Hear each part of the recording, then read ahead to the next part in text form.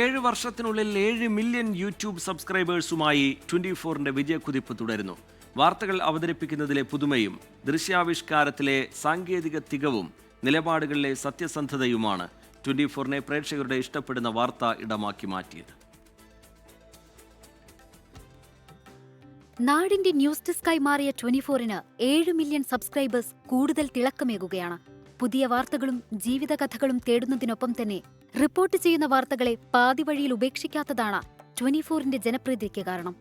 അധികൃതരെ നിരന്തരം വിളിച്ചുകൊണ്ടുള്ള follow up മുതൽ ജീവിതത്തിൽ തനിച്ചായവരെ 24 കണക്റ്റിലൂടെ ചേർത്ത് നിർത്താനാകുന്നതുവരെ ഇതിനുദാഹരണം.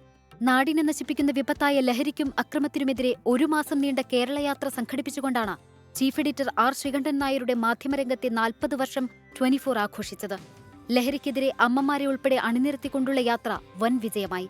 സംസ്ഥാന സർക്കാരിന് ലഹരിയുമായി ബന്ധപ്പെട്ട ചില ക്രിയാത്മക നിർദ്ദേശങ്ങൾ നൽകാനും 24-ന് സാധിച്ചു.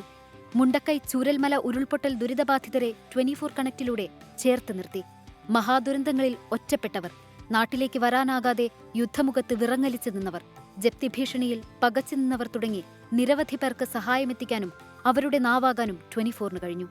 സൗദിയിലെ അബ്ദുറഹീമിനെ മോചിപ്പിക്കുന്നതിനു വേണ്ടിയുള്ള ധനസമാഹരണ ദൗത്യവും 24-ന്റെ നേതൃത്വത്തിൽ നടന്നു. റെക്കോർഡ് ലൈവ് കാഴ്ചകളുമായി മലയാളികളുടെ ഇലക്ഷൻ സ്പെഷ്യലിസ്റ്റ് ആകാനും ഇക്കാലം കൊണ്ട് 24-ന് സാധിച്ചു. YouTube, Facebook, online portal, X, Instagram തുടങ്ങി സമൂഹമാധ്യമങ്ങളിലാകെ 24 അതിവേഗം മുന്നേറുകയാണ്. News desk 24.